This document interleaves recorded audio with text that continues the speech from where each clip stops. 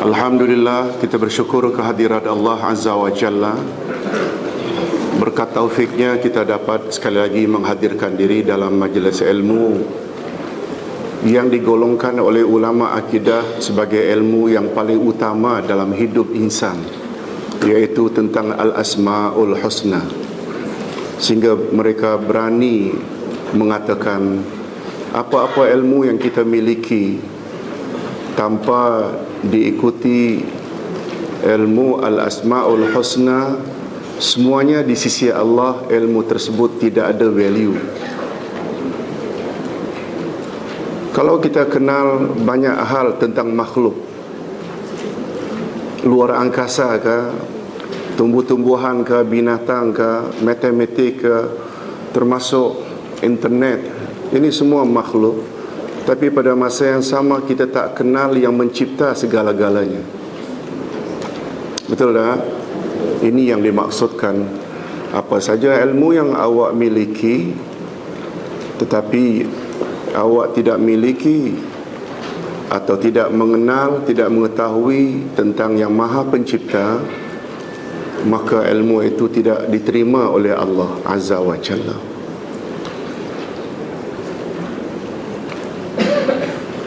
Hadirin dan hadirat rahimakumullah, kita sudah mula belajar nama Allah yang pertama 2 minggu yang lalu, iaitu Allah.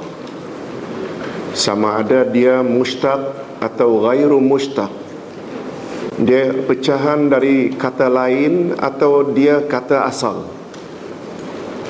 Allah itu memang berasal dari perkataan Allah, itu ghairu mushtaq, iaitu asli, atau Allah itu daripada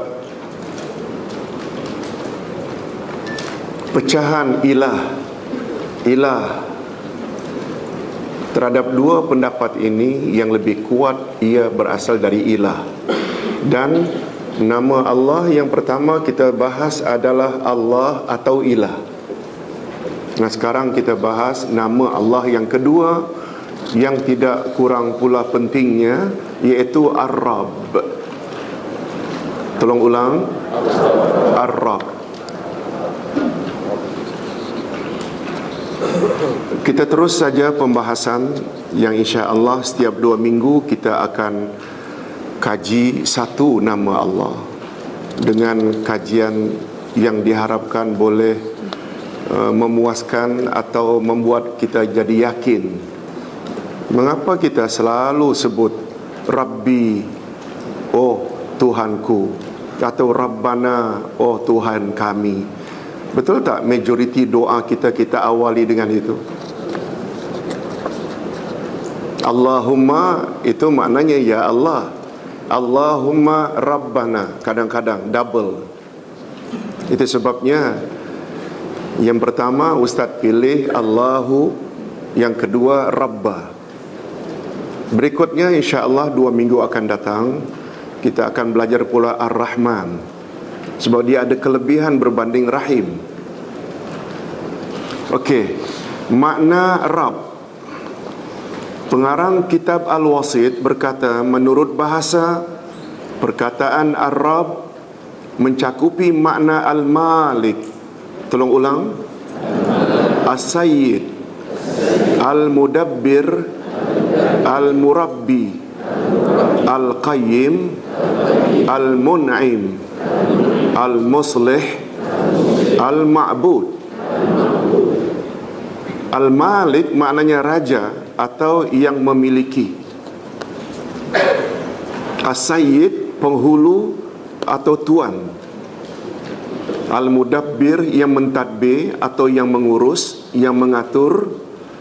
Al-Murabbi yang mengasuh atau yang mendidik. Al-Qayyim yang mendirikan. Al-Mun'im yang memberi nikmat. Al-Muslih yang memperbaiki. Al-Ma'bud yang disembah. Itu semua makna tercakup dalam nama yang satu, iaitu Ar-Rabb.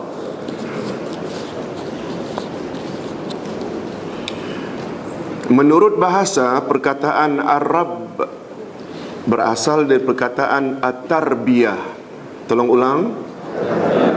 Tarbiyah pula maknanya pendidikan, yang artinya satu proses berkembang dari satu tahap ke tahap berikutnya sehingga sampai ke tahap kesempurnaan. Kita bila mendidik anak kan waktu kecil, macam mana kita perlu sabar tahap demi tahap, dari baby kepada mumayyiz, kepada remaja, kepada dewasa.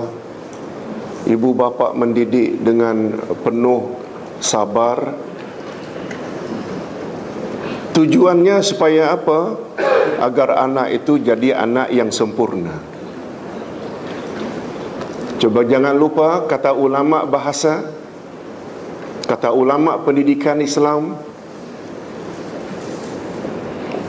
Karena tarbiyah yang maknanya pendidikan itu berasal dari kata Rab.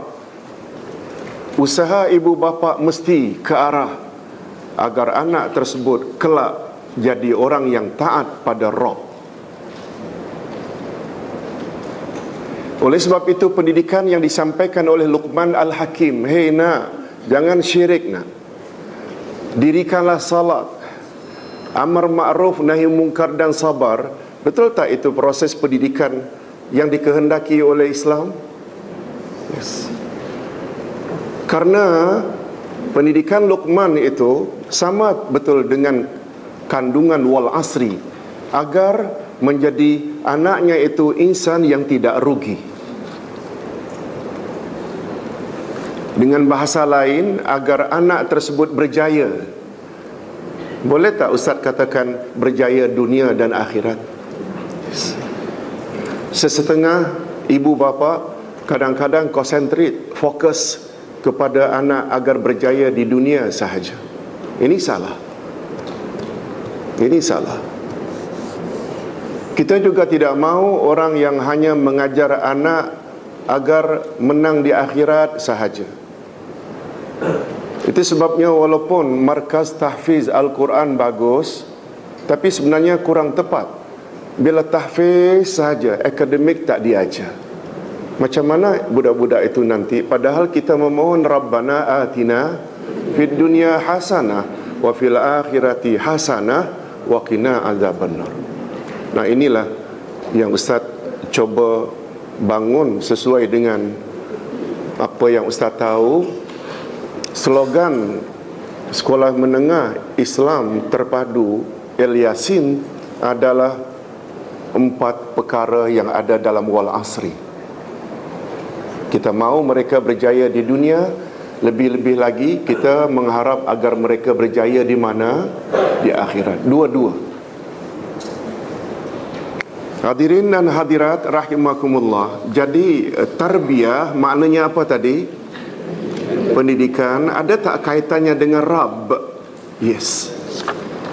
Oleh sebab itu tidak tepat pendidikan itu bila hanya mendidik tapi tidak ke arah ketakwaan. Hadirin dan hadirat rahimakumullah. Nama Allah Ar-Rabb. Nama Allah Ar-Rabb yang agung ini tercakup di dalamnya segala sifat af'al, perbuatan Allah, seperti tolong ikuti al-khalqu, ar-rizqu, al-man'u, al-ata'u, al-in'amu, al-judu, al-qabdu, al-bastu, al-khafdu, al-raf'u, al-i'zaz, al-idlal. Jadi perkataan Ar-Rabb itu yang kita selalu Rabbana, oh Rabb kami, dia membawa makna al-khalqu, dialah sebagai pencipta, ar-rizqu, dialah pemberi rezeki, dialah yang menghalang, al-man'u, dialah yang memberi, dialah yang memberi nikmat, dialah yang pemurah, dialah yang menahan. Menahan maksudnya kalau ada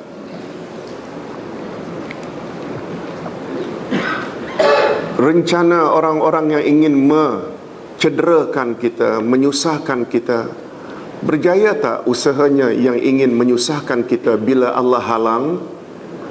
Berjaya tak? Tak akan berjaya. Itu sebabnya Nabi Muhammad sallallahu alaihi wasallam galakkan sangat baca selesai salat fardu, tolong ikuti, Allahumma la mani'a illa ma a'ta, Allahumma la mani'a ma mana'ta wala mu'tiya lima mana'ta wala yanfa'u zal jaddi minkal jad. Allahumma la mani'a lima a'taita, maaf, la mani'a lima a'taita, ya Allah, tidak ada yang boleh menghalang apa saja yang engkau ingin berikan padaku, wala mu'tiya lima mana'ta, dan tidak ada orang yang boleh memberi kepadaku apa-apa yang engkau halang tak sampai padaku. Maknanya Allah bukan saja memberi, orang tak mau memberi pun kalau Allah suruh beri, orang itu akan beri. Kalau bagaimanapun orang itu ingin beri, kalau Allah halang tak akan memberi. Oleh sebab itu, segala-galanya kesusahan kita, perlu tak kita mengadu kepada Dia? Dia itu Rabb yang membawa makna sama ada memberi atau menghalang. Itu semua kuasa Dia. Jadi nampak tak mengapa kita dalam hidup ini mesti selalu mengadu kepada Dia? Boleh tak dengan kata lain, Dia saja yang boleh menyelesaikan masalah? Betul tak? Itu dia. Pemahaman itu tu yang paling mustahak. Dia mencipta, Dia pemberi rezeki, Dia yang memberi, Dia menghalang, Dia memberi nikmat, Dia pemurah, Dia yang menahan, Dia yang melapangkan, Dia yang merendahkan, dan Dia yang meninggikan. Dia yang memuliakan, Dia menghinakan. Dia boleh muliakan siapa yang Dia kehendaki, dan Dia boleh tak hinakan siapa yang Dia kehendaki. Dan lain-lain lagi sifat kesempurnaan rububiyahnya. Jadi kalaulah perkataan Rabb itu di dalamnya tercakup segala sifat af'al. Apa makna af'al tadi? Perbuatan-perbuatan. Maka dari perkataan Rabb inilah akhirnya muncul tauhid rububiyah. Rububiyah dari kata Rabb. Bila ditanya siapa pencipta langit dan bumi, jawabnya Allah. Karena mencipta itu perbuatan, af'al. Siapa yang mampu menghidupkan dan mematikan makhluk? Allah. Siapa yang mampu menurunkan rezeki, menurunkan hujan? Allah. Siapa yang boleh menahan hujan? Apa? Bomo? Tak kedengaran sangat. Bomo ke pawang ke, syirik hukumnya bila kita sampai berpendapat, oh bomo itu boleh menahan hujan tahu. Syirik tak? Ini namanya syirik rububiyah. Dari perkataan Arab inilah maka muncul istilah tauhid rububiyah, iaitu keyakinan kita bahawa tiada Tuhan yang memiliki semua perbuatan tersebut sebagaimana disebut di atas, kecuali hanya milik Allah sahaja. Tiada sekutu baginya dalam rububiyahnya. Nah, disinilah hadirin dan hadirat, kepada mereka yang mengkritik kuat adanya pembahagian 3 jenis tauhid, kita kata fikir-fikirlah. Sungguh banyak umat kita yang percaya terhadap rububiyah Allah, tapi mereka buat syirik. Boleh faham maksud Ustaz? Setuju tak kalau Ustaz katakan terhadap tauhid rububiyah kita umat Islam kongsi dengan non-Muslim? Nanti kita akan sebut, dan kita dah sebut berkali-kali, kepada penyembah berhala bila ditanya oleh Nabi, Man khalaqas samawati wal ard, siapa pencipta langit dan bumi? La yaqulunallah. Penyembah-penyembah berhala pun akan jawab Allah. Dia tidak kata patung yang dia sembah yang mencipta langit dan bumi. Maknanya orang-orang kafir, non-Muslim, sama ada musyrikin, lebih-lebih lagi ahli kitab. Betul tak? Mereka pengikut Musa dan pengikut Isa, mereka cukup yakin rububiyah Allah. Mereka tidak benar mendakwa Isa yang mencipta langit dan bumi, walaupun mereka menyembah Isa. Cuma yang tak ada pada mereka tauhid, yang hanya Allah saja yang mesti disembah. Tauhid apa? Uluhiyah. Oleh sebab itu, bila tidak diberi penerangan, begitu dekat hubungan antara uluhiyah, dia saja yang mesti disembah, dengan dia yang mencipta, mengadakan segala keperluan kita. Bila kita tidak mampu relatekan antara rububiyah dengan uluhiyah, ditambah pula dengan asma' wa sifat, akhirnya percaya rububiyah, percaya nama-nama dan sifat Allah istimewa belaka, tapi mereka sekutukan Allah dalam berdoa, dalam mengetahui perkara gaib. Kan itu namanya tauhid uluhiyah. Ini sayangnya kadang-kadang mereka yang mengatakan pembahagian tauhid kepada tiga itu bid'ah sebab tidak pernah ada di zaman Nabi. Malah yang lebih menduka citakan, mereka meyakini atau menuduh kita yang membagi tauhid kepada tiga itu seperti fahaman Trinity. Jauh. Kita pula dituduhnya sebagai syirik. Trinity itu syirik. Tuhan Bapa, Tuhan Anak, Rohul Kudus.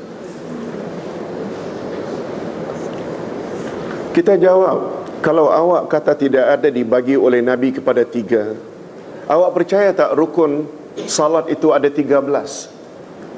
Nabi Muhammad tak pernah bersabda arkanus salah, rukun-rukun salat 13. Tak pernah. Cuma ulama fiqh untuk memudahkan orang awam, begitu melihat ada hadis innamal a'malu binniyat, dimasukkan satu rukunnya, sebab amal tak diterima berdasarkan niat. Oleh sebab itu dalam setiap ibadat mesti ada niat. Betul tak? Kemudian Nabi ada sebut la salata liman lam yaqra bi Fatihatil Kitab. Dalam hadis lain, tidak sah salat orang yang tidak membaca surat Al-Fatihah. Ulama fiqh ambil itu sebagai rukun berikutnya. Qiyam rukun berikutnya. Apalagi rukuk rukun berikutnya, i'tidal rukun berikutnya. Betul tak semuanya dari hadis berasingan? Lalu ulama akidah untuk memudahkan pemahaman orang awam, lalu mereka, bila kita mengesahkan Allah dari sudut perbuatan-perbuatan, itu namanya rububiyah. Bila kita akui tanpa ragu Allah itu punya nama dan sifat-sifat yang sempurna belaka, namanya tauhid asma' wa sifat. Tapi ingat, kedua-dua jenis tauhid ini, dia hanya namanya tauhidul ma'rifah, tauhid pengenalan. Sedangkan tauhid yang satu lagi, yaitu tauhidul maqsud. Apa makna tauhidul maqsud? Sudah jadi bahasa kita. Tauhid yang menjadi maksud atau matlamat kita dicipta oleh Allah adalah untuk beribadat pada Allah. Tauhid itu yang dipanggil tauhid uluhiyah, atau nama lain tauhid ibadat. Betul tak ini yang tak ada pada orang kafir? Hadirin dan hadirat rahimakumullah.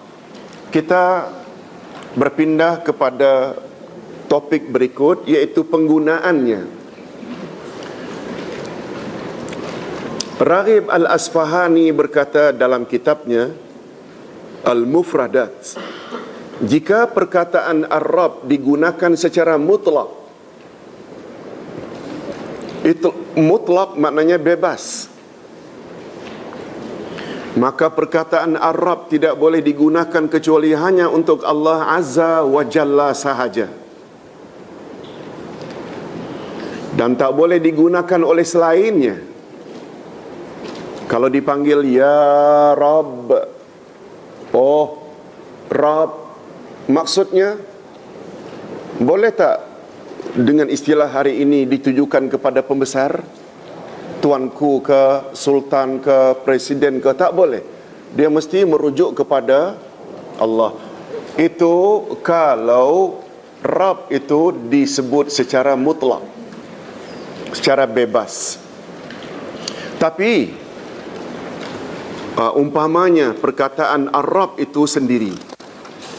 Tetapi jika perkataan Rabb itu diidafahkan, istilah diidafahkan iaitu disandarkan kepada perkataan lain, Rabbil Alamin, Rabbus Samawati wal Ard, Rabbul Ghanam, Rabbul Jamal, Rabbatul Bait, dia merujuk kepada dua kemungkinan, pada Allah juga, pada selain Allah juga. Boleh faham Ustaz? Contoh, Ustaz ulang, tetapi jika perkataan Rabb itu diidafahkan atau disandarkan kepada perkataan lain, maka ia boleh merujuk kepada Allah dan juga boleh merujuk kepada selain Allah. Contoh, merujuk kepada Allah, Rabbul Alamin, Tuhan sekalian alam. Tentu saja maksudnya Allah. Rabbus Samawati wal Ard, Tuhan langit dan bumi. Tentu saja maksudnya Allah. Adapun contoh yang merujuk kepada selain Allah, Rabbul Ghanam, bukan pencipta kambing. Dia merujuk kepada istilah pengembala kambing. Rabbul Jamal, Jamal itu onta, pengembala onta. Dan orang-orang Arab menulis di dalam pasport milik kaum wanita, kalau dia sebagai suri rumah, dia Rabbatul Bait, bukan Tuhan rumah. Istilah kita tidak kenal itu istilah. Rabbatul Bait, house, apa istilahnya, housewife, begitu Pak, suri rumah. Jadi Rabbatul Bait. Jadi Ustaz ulang sekali lagi, bila secara mutlak Rabb sahaja, dia merujuk hanya kepada, tak boleh kepada yang lain. Tapi bila dia disandarkan kepada yang lain, isim yang lain, noun yang lain, ada kemungkinan Allah, ada kemungkinan bukan Allah maksudnya. Kita tentu saja untuk memahami ia Allah ke atau merujuk kepada bukan Allah, lihat susunan kata dalam ayat. Nah, sekarang kita ingin lihat pula kehebatan Ar-Rabb. Kehebatan Ar-Rabb bagi Allah tiada tandingannya. Sebab semua makna rububiyah kembali kepadanya.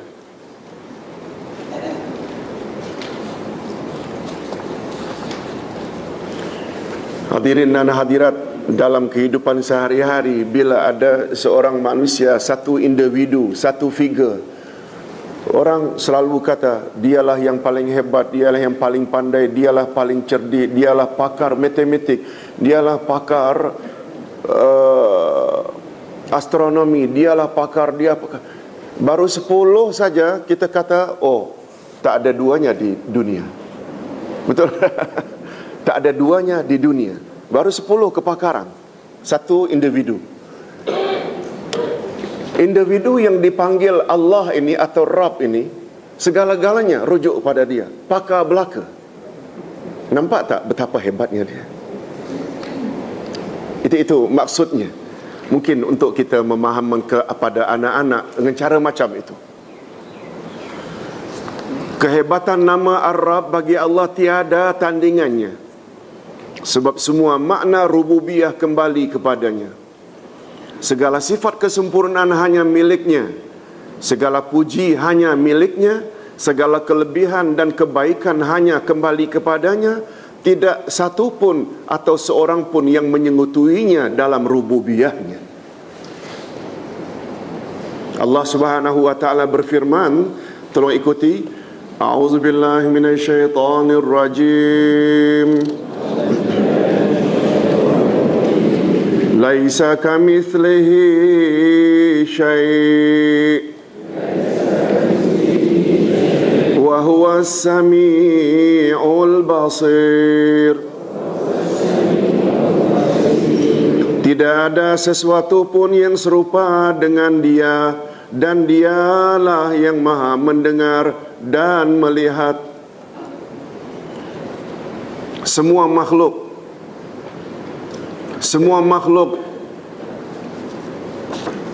sebelum Ustaz jelaskan, ayat inilah di antara hujjah ulama akidah bahawa Allah Subhanahu wa taala pada garis besarnya memiliki dua sifat.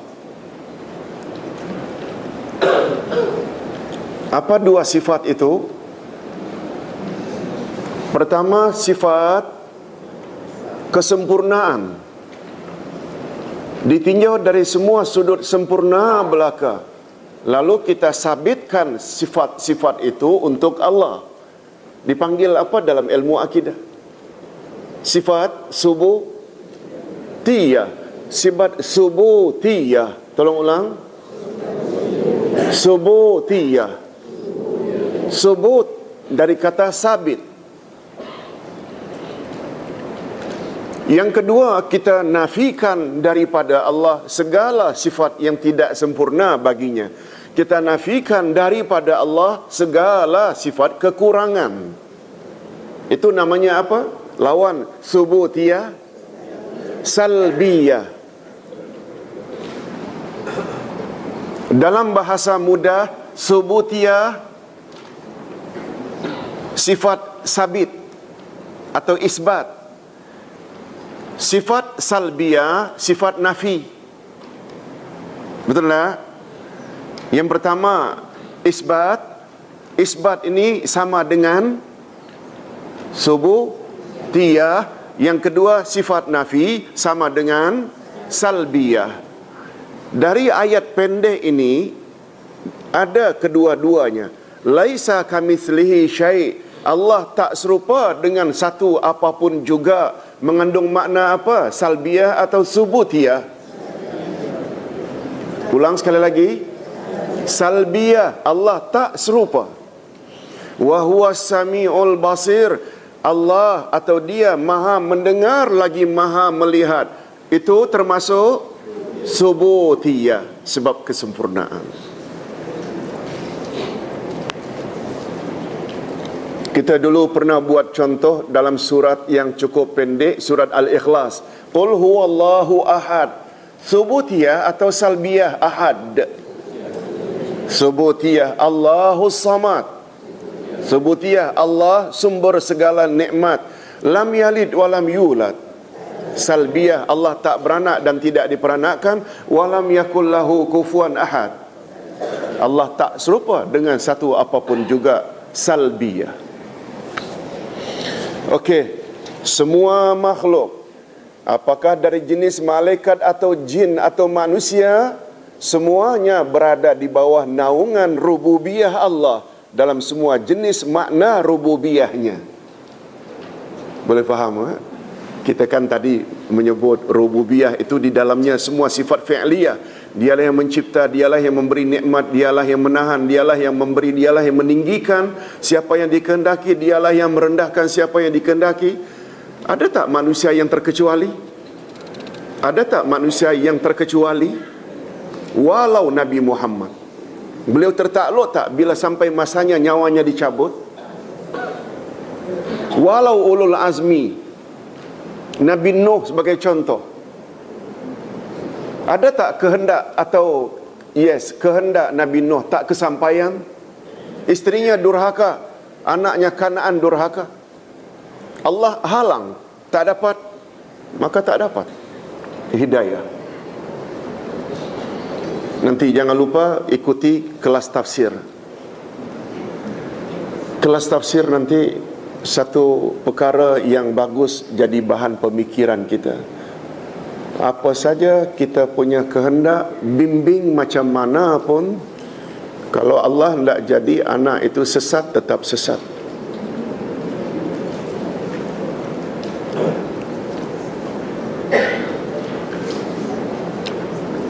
Nanti kisahnya, nanti tak mau hadir pula kelas tafsir.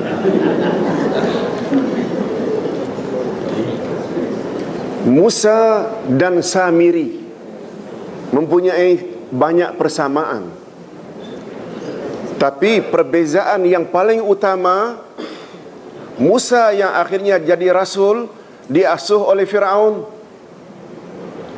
Samiri, nama asalnya Musa bin Zafar. Nama asalnya Samiri karena dia tinggal di Pekan Samirah. Dia pula jadi kafir padahal lahir sama. Musa disuruh oleh Allah ibunya hanyutkan di sungai Nil. Akhirnya terdampar di belakang istana Firaun. Diambil oleh dayang-dayang, dipelihara oleh Firaun. Musa bin Zafar As-Samiri juga disorok oleh ibunya dalam gua, dan dalam gua dia diasuh oleh malaikat Jibril. Akhirnya jadi kafir. Coba lihat kehendak Allah. Yang diasuh oleh mengaku dirinya Tuhan, Firaun, jadi Rasulullah, jadi ulul azmi, betul tak? Yang diasuh oleh malaikat dalam gua, akhirnya kafir, membuat ijil, patung anak lembu untuk sembahan Bani Israel.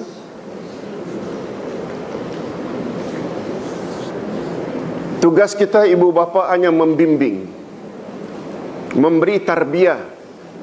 Ingat dari mana akar kata tarbiyah? Rabb, betul tak? Nanti kita akan jelaskan lebih lanjut bahawa segala-galanya sangat tergantung pada kehendak siapa? Kehendak Allah. Oleh sebab itu, dalam membimbing anak, betul kita bimbing, kita ajar, tapi ibu bapa jam 4, jam 4:30, jam 5 pagi perlu tak bermunajat pada Allah agar bimbingannya, anak-anaknya semua jadi anak yang saleh dan salihah? Perlu tak? Sebab segala-galanya dia yang menentukan, bukan kita. Kita hanya usaha, tapi menentukan anak menjadi tak menjadi itu kerja Allah Azza wa Jalla. Coba lihat dari situ saja, nampak tak betapa perlunya kita mendekatkan diri kepada Ar-Rabb? Perlu tak? Sangat perlu. Bapa-bapa dan ibu-ibu yang dihormati sekalian, semua makhluk, apakah dari jenis malaikat atau jin atau manusia, semuanya berada di bawah naungan rububiyah Allah dalam semua jenis makna rububiyahnya. Semua mereka tunduk patuh dan tertakluk di bawah keagungannya. Atas dasar itulah maka sangatlah tidak wajar jika Allah disekutukan dalam ibadat dan uluhiyahnya. Dia yang mencipta kita, dia yang mengadakan segala hajat dan keperluan kita. Lalu tidak hanya dia yang kita patuhi. Ini sangat tidak wajar. Rububiyah Allah Subhanahu wa taala bersifat menyeluruh, mencakupi para malaikat. Maksud Ustaz, rububiyah Allah menyeluruh termasuk malaikat. Rububiyah ada tak membawa makna penciptaan? Betul tak malaikat Allah yang cipta? Betul tak malaikat, segala keperluan malaikat Allah yang mengadakannya? Itu maksudnya semua makhluk termasuk malaikat berada di bawah rububiyah Allah. Termasuk juga dari kalangan insan, para nabi dan lain-lain. Termasuk tak juga makhluk jin adalah tertakluk di bawah rububiyah Allah? Termasuk tak? Itu sebabnya dari jin muncul syaitan, dari jin muncul iblis, dari jin muncul toyol, hantu. Lalu kita kepada siapa minta dilindungi dari semua yang jahat ini? Pada yang menciptanya, Rabb. Itu sebabnya kata Imam Ibnul Qayyim, mengapa kita minta kepada Allah dari gangguan syaitan? A'udzubillahi minasyaitanir rajim. Mengapa kita minta perlindungan kepada Allah dari gangguan syaitan yang direjam? Jawabnya, karena syaitan nampak kita, kita tak nampak syaitan. Lalu memohonlah perlindungan kepada zat yang nampak syaitan. Syaitan tak nampak zat itu. Memintalah perlindungan kepada zat yang boleh hapuskan syaitan sekelip mata, dan syaitan tidak boleh buat apa-apa terhadap zat itu. Betul tak? Satu-satunya zat itu hanya Allah. Jadi betapa rendahnya knowledge kita, pemahaman kita, sikit-sikit kebomo.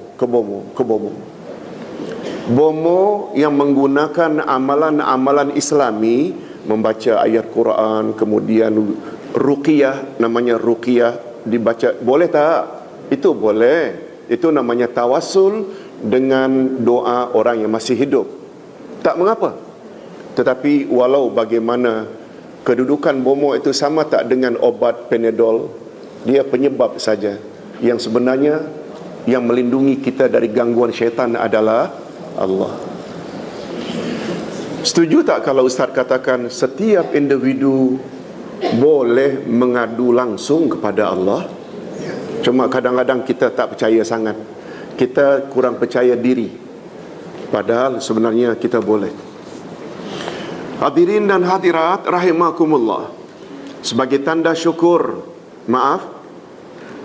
rububiyah Allah bersifat menyeluruh, mencakupi para malaikat, para nabi dan lain-lain. Dalam hal penciptaan, pemberian rezeki, pengurusan, menghidupkan dan mematikan. Sebagai tanda syukur, semua mereka beribadat dan memperhambakan diri hanya kepada Allah Azza wa Jalla. Mereka tidak mengambil selain Allah sebagai pelindung atau sebagai penolong. Uluhiyah atau ibadat hanya milik Allah yang Maha Esa ke atas semua hambanya, disebabkan hanya Dia yang memiliki sifat rububiyah. Disebabnya Nabi Muhammad sallallahu alaihi wasallam sebagai manusia yang paling mulia, ketika beliau ditanya oleh isterinya,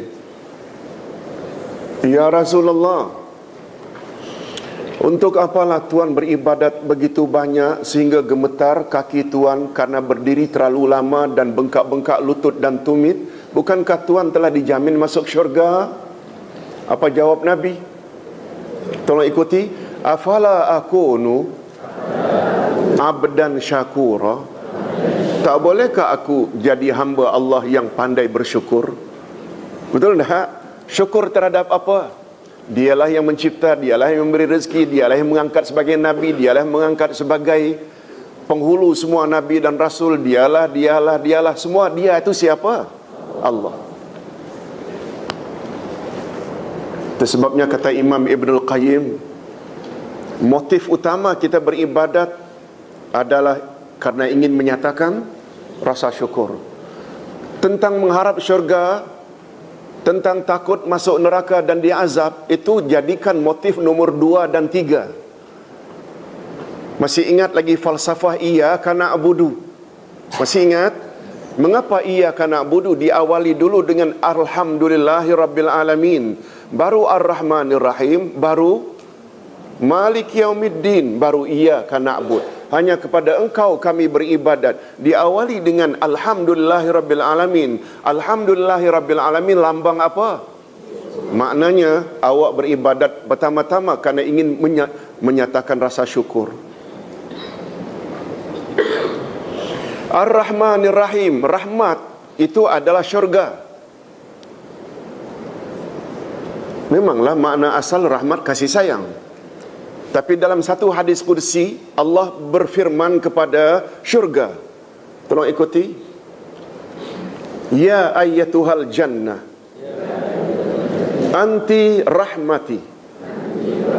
Wahai syurga, engkau adalah rahmatku. Itu sebabnya kita yang berpahaman Ahlus Sunnah wal Jamaah, kita masuk syurga karena amalan kita ke atau karena rahmat Allah? Rahmat Allah. Amal kita ada tak kemungkinan Allah reject? Tapi ke Allah terima juga. Itu sebabnya dalam akidah kita masuk syurga karena rahmat Allah. Kita na'udzubillah, andai kata ada orang masuk neraka itu karena keadilan Allah. Allah Maha Adil. Aku telah beri akal, aku telah turunkan Rasul, aku telah turunkan kitab Al-Quranul Karim. Kamu tak mau fikir, tak mau ambil iktibar. Aku maha adil. Bila kamu degil, tempatmu neraka. Itu maknanya masuk neraka karena keadilan Allah. Hadirin dan hadirat rahimakumullah. Nah, berikutnya doa dengan nama Rabb. Disebabkan kedudukan dan kandungan makna nama Rabb yang sangat agung, hebat dan indah ini, karena kedudukan dan kandungan makna Rabb yang sangat agung, hebat dan indah ini, maka nama Ar-Rabb ini sungguh mulia di dalam jiwa dan sanubari para nabi, para wali dan ulul albab, yaitu orang-orang yang berakal. Oleh itu kita dapati kebanyakan doa mereka diawali dengan panggilan atau seruan Rabbana, wahai Tuhan kami, atau Rabbi, wahai Tuhanku. Hakikat ini tercantum di dalam Al-Quran dan sunnah Nabi sallallahu alaihi wasallam. Sebagai contoh doa datuk dan nenek kita Adam dan Hawa alaihi wassalatu wassalam. Tolong ikuti. Qala Rabbana zalamna anfusana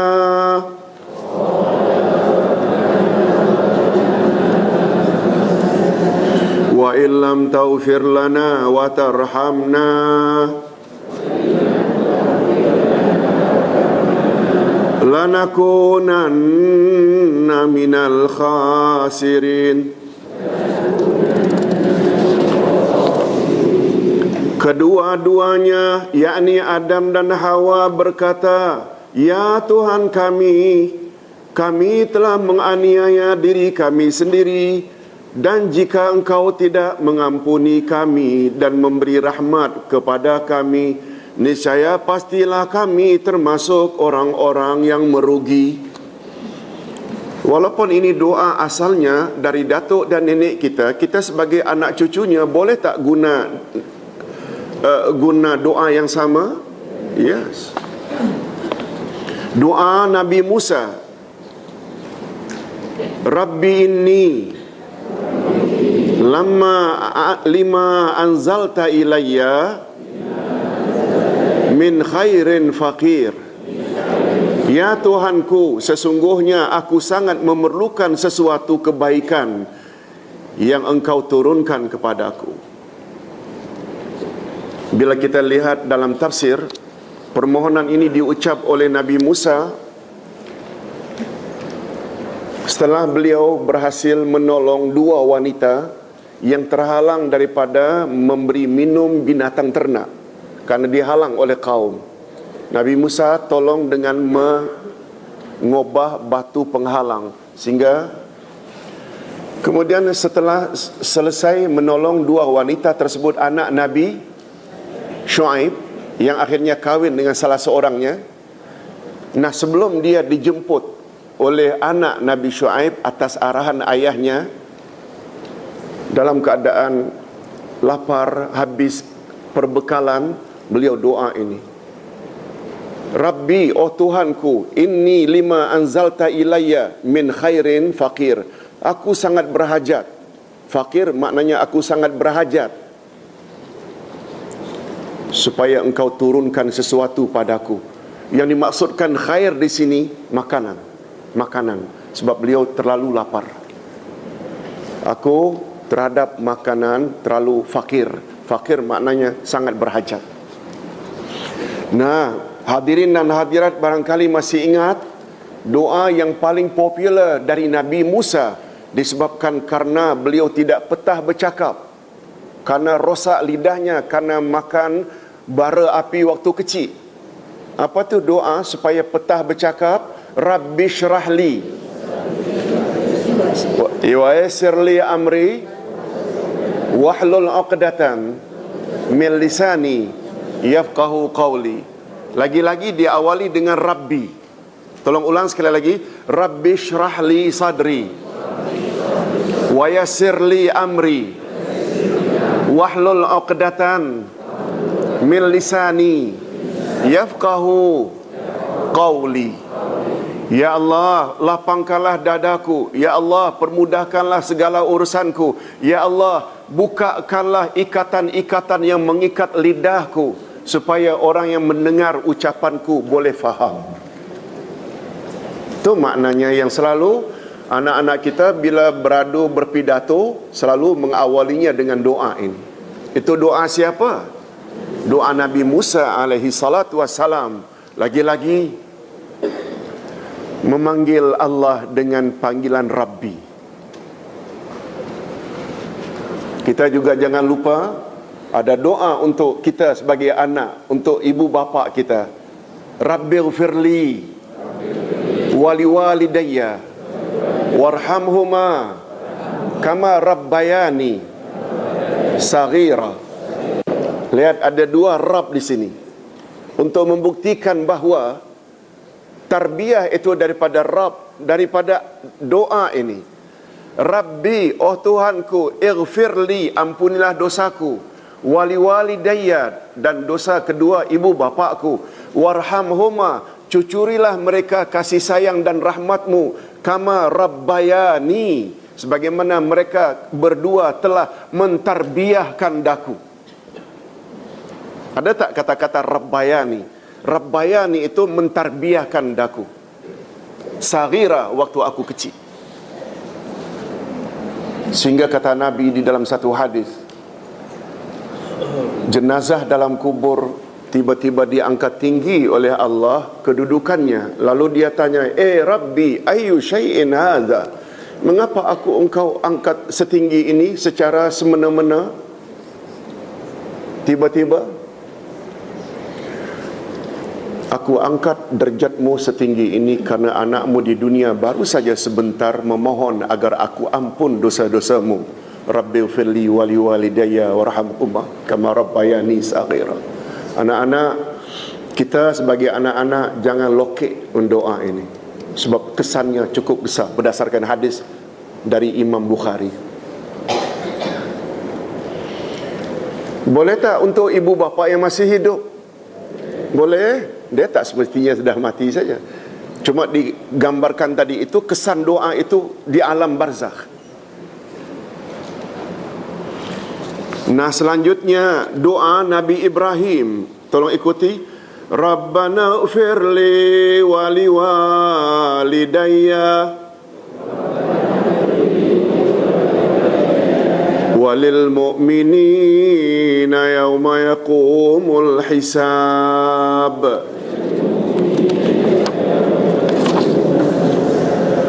Ya Tuhan kami, beri ampunlah aku dan kedua ibu bapakku dan sekalian orang-orang mukmin pada hari terjadinya hisab, yakni hari kiamat. Doa Nabi Muhammad sallallahu alaihi wasallam supaya dihindarkan daripada bisikan atau rayuan syaitan. Wa qur rabbi a'udzu bika min hamazati syayatin. Dan katakanlah, ya Tuhanku, aku berlindung kepada Engkau dari bisikan-bisikan syaitan. Ya Tuhanku, aku di sini A-nya kecil. Sebab apa? Maksudnya adalah Nabi Muhammad sallallahu alaihi wasallam. Ya Tuhanku, aku berlindung kepada Engkau dari bisikan-bisikan syaitan. Nah, ini pula berikutnya doa ulul albab, iaitu orang-orang yang berakal. Rabbana la tuzigh qulubana ba'da idh hadaitana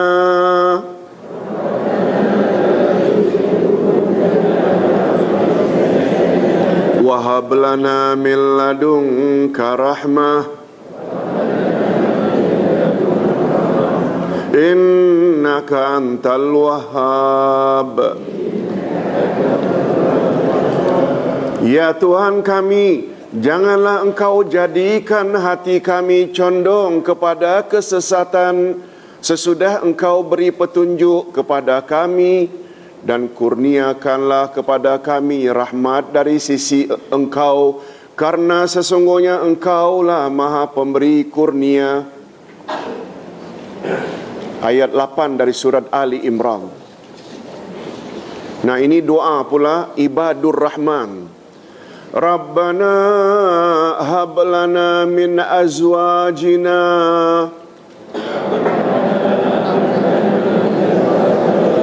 wa dhurriyyatina qurrata a'yun waj'alna lil muttaqina imama. Dan orang-orang yang berkata, ya Tuhan kami, anugerahkanlah kepada kami istri-istri kami dan keturunan kami sebagai penyenang hati kami, dan jadikanlah kami imam bagi orang-orang yang bertakwa. Dan banyak lagi sebenarnya doa yang diawali dengan Rabbi atau Rabbana. Yang paling popular ya Rabbana atina fid dunya hasanah wa fil akhirati hasanah wa qina azabannar. Ia memberi makna, betul tak hanya Rabb yang layak membahagiakan kita di dunia dan di akhirat? Allahu akbar. Ini sebab dia dipanggil Rabbil Alamin, semua alam. Dan Ustaz tadi lupa tidak sebut, Al-Alamin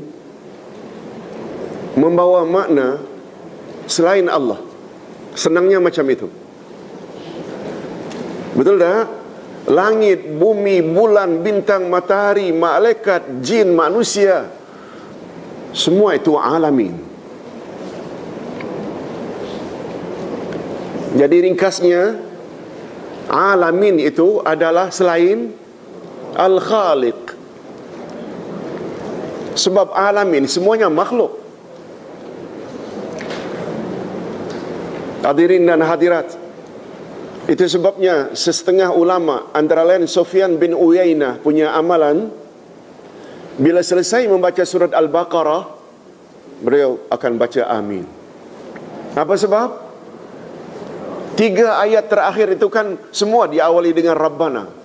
La tu'akhidna mimma nasina au akhtana Rabbana wala tahmil alaina isran kama hamaltahu 'alal ladzina min qablina Rabbana wala tuhammilna ba'dama Rabbana wala tahmil alaina isran kama hamaltahu 'alal ladzina min qablina. Semua Rabbana Rabbana Rabbana. Sufyan bin Uyainah, salah seorang sahabat, adalah menjadi amalan beliau, fansurna 'alal qaumil kafirin amin. Digalakkan kita juga menyebut amin, sebab kita mengakhirinya dengan doa. Dan satu lagi, hadirin dan hadirat, ingat tak satu doa yang diajar oleh Nabi yang dipanggil dengan Sayyidul Istighfar? Apa makna Sayyidul Istighfar? Penghulu semua istighfar, minta ampun. Apa bunyinya? Allahumma anta rabbi la ilaha illa anta khalaqtani wa ana abduka wa ana ala. Ada tak kata-kata Rabbi? Yes. Kita mengadu pada dia. Hanya dia saja yang mampu memberi kita kemaafan. Oh, sungguh banyak perkataan Rabb. Nah, Syekh Al-Ashqar dalam kitabnya berkata, nama Allah Ar-Rabb disebut melebihi 900 kali di dalam Al-Quran. Dulu 2 minggu yang lalu kita ada sebut tentang ilah. Berapa kali? Lupa. Tak nyangka lah Ustaz nak tanya. Kalau tak prepare lah dari awal. 2000 kali lebih. Nama Ar-Rabb disebut melebihi 900 kali di dalam Al-Quran. Sedangkan di dalam hadis Nabi sallallahu alaihi wasallam bilangannya tidak terhingga banyaknya, sehingga ahli ilmu dari kalangan para sahabat seperti Abu Darda radhiyallahu anhu Dan Ibnu Abbas radhiyallahu anhuma menyebutnya sebagai Ismullahil A'zam. Tolong ulang. Nama Allah yang Maha Agung. Rabb. Nama Allah yang Maha Agung. Nah, sekarang kita berpindah kepada jenis-jenis rububiyah. Nah, kalau begitu Ustaz, rububiyah ada jenis-jenis tak? Ada? Tolong ikuti. Rububiyah ammah, rububiyah khasah. Rububiyah Allah ada dua jenis. Pertama, rububiyah ammah atau rububiyah am. Maksud rububiyah am, rububiyah Allah terhadap semua makhluknya. Apakah mereka itu orang yang baik atau orang yang jahat? Apakah mereka itu orang yang beriman atau orang yang kafir? Rububiyah Allah ini mencakupi rububiyahnya dalam bidang penciptaan, pengurusan, perbaikan, pemberian rezeki, pemberian nikmat ketuanan dan pemerintahan. Betul tak? Allah tidak hanya mencipta Abdullah, Allah juga mencipta non-Muslim. Allah bukan hanya memberi rezeki kepada orang Islam, Allah juga memberi rezeki kepada non-Muslim. Allah tidak hanya sihatkan orang-orang yang beriman, tapi Allah juga sihatkan orang-orang yang jahat. Itu semua namanya rububiyah ammah atau rububiyah am. Nah, ini dia. Ustaz melihat betapa perlunya kita orang-orang yang beriman mengetahui apa dia rububiyah khasah. Rububiyah khasah iaitu rububiyah Allah, Allah bagikan khas untuk orang-orang, Allah berikan untuk orang-orang khas sahaja. Mudah-mudahan kita termasuk ke dalam golongan yang khas ini. Maksud rububiyah khasah, rububiyah Allah khas untuk orang-orang pilihan Allah dengan memperbaiki hati mereka, dengan memperbaiki jiwa mereka, akhlak mereka, amalan mereka. Lalu Allah bekalkan mereka dengan keimanan. Allah keluarkan mereka dari kegelapan kepada cahaya terang benderang. Allah permudahkan urusan mereka. Allah hindarkan mereka dari kesulitan. Allah permudahkan mereka melaksanakan kebaikan. Memelihara mereka daripada kejahatan. Atas dasar inilah mengapa kebanyakan doa mereka menggunakan nama yang agung ini, yakni Ar-Rabb. Karena mereka memohon kepada Allah agar dianugerahkan rububiyahnya yang khas. Boleh faham?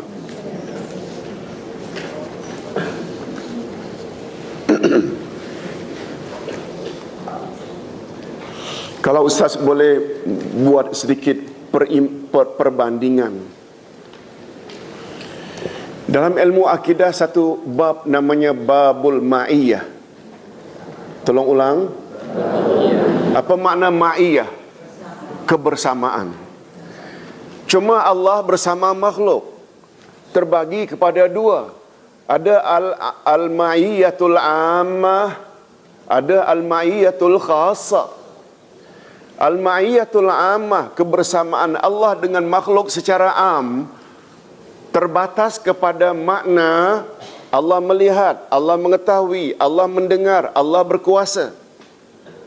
Betul tak Allah mengetahui bukan saja apa yang Abdullah buat, tapi juga apa yang si Acong buat, si Sami buat, tahu.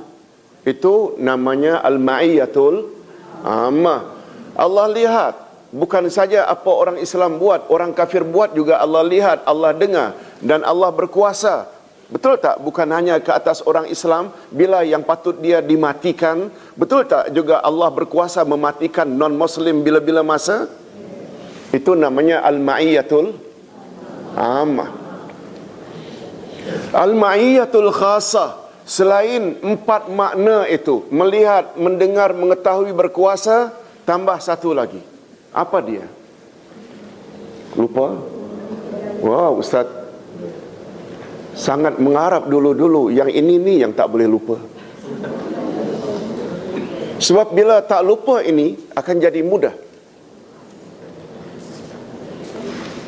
Yang kelima ini yang tak ada pada yang pertama ammah, yang ada pada khasah, pertolongan Allah. Allah tolong. Betul tak semua kita ingin pertolongan Allah? Tapi bila kita tidak faham macam mana cara untuk mendapat pertolongan Allah, nah ini yang susahnya.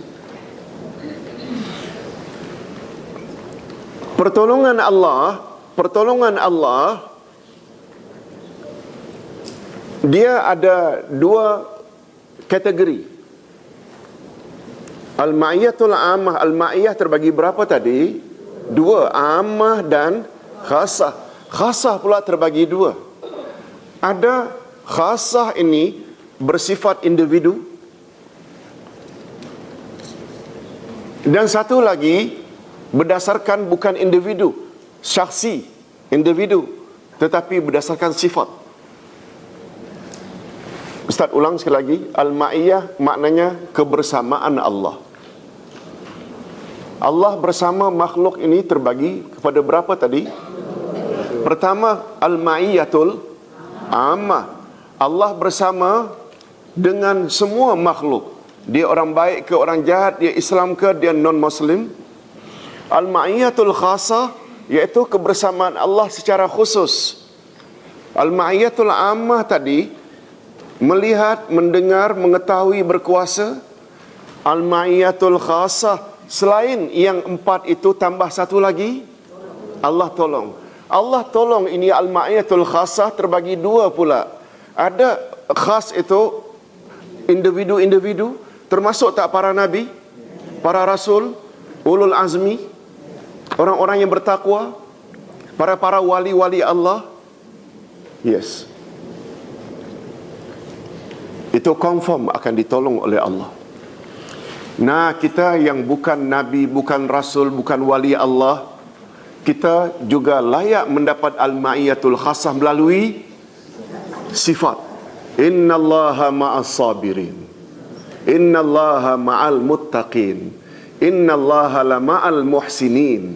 Orang yang banyak buat baik, ihsan, orang yang bertakwa, orang yang sabar, layak tak mendapat pertolongan Allah? Nah, ini yang Ustaz kata, pemahaman itu sangat mustahak. Innallaha ma'al mukhlisin, Allah bersama orang-orang yang ikhlas. Oleh sebab itu, ingin mendapat pertolongan Allah, kita perlu tak berusaha agar menjadi orang yang ikhlas? Perlu tak kita berusaha agar memiliki sifat sabar? Perlu tak kita memiliki sifat takwa? Itu maksudnya. Itu perbandingan. Okey, kita berbalik kepada rububiyah. Rububiyah terbagi berapa? Dua. Rububiyah ammah kita dah sebut tadi. Yang mencipta, Allah memberi nikmat, Allah memberi rezeki. Semuanya itu ammah. Tapi al-rububiyatul khasah, iaitu rububiyah, Allah perbaiki hati kita, Allah lancarkan segala urusan kita, Allah perelokkan keluarga kita, Allah semuanya itu Allah permudahkan bagi kita untuk buat kerja-kerja yang baik-baik. Ada majlis ilmu, kaki rasanya ringan saja hendak pergi. Maknanya ada tak isyarat bahawa kita telah tergolong ke dalam rububiyah khasah? Amin ya rabbal alamin. Itu maksudnya. Itu sebabnya perlu tak kita banyak mengadu pada Allah, terutama pada waktu yang sangat mustajab berdoa, setengah jam ke 1 jam sebelum subuh bangun, minta pada Allah. Nah, okey, kita sampai ke bahagian yang terakhir untuk kali ini, natijah makrifat nama Rabb. Maknanya apa dia punya result, hasil atau kesan, impak, implikasi bila kita mengenal nama Rabb. Di antara faedah dan kebaikan bagi seorang Muslim yang mentauhidkan Allah dengan nama Rabb ini ialah dia akan senantiasa memakai pakaian ubudiyah. Apa makna ubudiyah? kehambaan pada dirinya. Dia akan senantiasa memakai pakaian ubudiyah, yakni sifat-sifat hamba atau manusia. Sebaliknya, dia akan menanggalkan dari dirinya pakaian rububiyah. Apa dia pakaian rububiyah? Sifat-sifat yang hanya ada pada sisi Allah. Hal ini disebabkan keyakinannya. Apa sebab dia perlu tanggal pakaian rububiyah? Disebabkan keyakinannya bahawa hanya Allah yang memiliki kebesaran, keagungan, kekuasaan. Atas sebab itu dia tidak akan sombong dan takabur. Sebab yang boleh menyombongkan diri dan takabur, membesarkan diri, sifat itu hanya boleh dilakukan oleh Allah. Itu sebabnya Allah, ada tak satu di antara sifatnya Al-Kabir, Al-Azim, semua maknanya agung. Kemudian sifat gemar dipuji. Allah memang gemar dipuji. Buktinya alhamdulillah, segala puji milik Allah. Maknanya Allah memuji akan dirinya dalam ayat alhamdulillah. Bagi Allah, dia memuji dirinya layak tak? Yang tak layak tu kita, yang serba kekurangan. Betul tak, Pak? Itu makna kita kena tanggal pakaian rububiyah. Kita hendaklah senantiasa memakai pakaian ubudiyah, maknanya pakaian hamba. Pakaian hamba.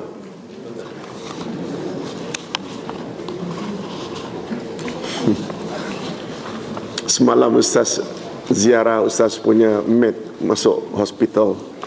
Dia dibagi pakaian hijau. Satu lagi pula pakaian bersih putih sampai ke lutut. Betul tak pesakit tak wajar memakai pakaian doktor? Betul tak? Macam itulah lebih kurang. Kita ini semuanya tanpa kecuali mesti memakai pakaian ubudiyah. Jangan sekali-kali memakai pakaian rububiyah. Bila orang itu coba memakai pakaian rububiyah, itulah akhirnya jadi bongkak, sombong. Dialah yang berkata dia paling berkuasa. Dia. Nomor satu tentu saja Firaun, Namrud. Betul tak? Cukuplah, jangan banyak contohnya. Allahu Akbar. Hadirin dan hadirat rahimakumullah. Sebab semua itu adalah pakaian Allah. Selanjutnya dia akan mendidik dirinya. Maksudnya orang tersebut akan mendidik dirinya senantiasa taat kepada Allah sesuai dengan sunnah Rasulullah sallallahu alaihi wasallam. Semoga kita semua termasuk dalam golongan ini. Ya Allah. Mudah-mudahan pendedahan sedikit demi sedikit begini akan membentuk jiwa kita jadi orang yang lebih taat dan patuh kepada Allah Azza wa Jalla.